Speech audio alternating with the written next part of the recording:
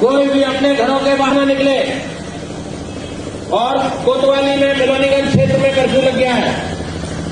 जो भी घर के बाहर पाए जाते हैं, निकलते हैं, देखते ही गोलीबार की जाएगी।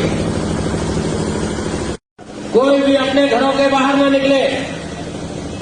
और कोतवाली में बिलोनीगंज क्षेत्र में कर्फ्यू लग गया है।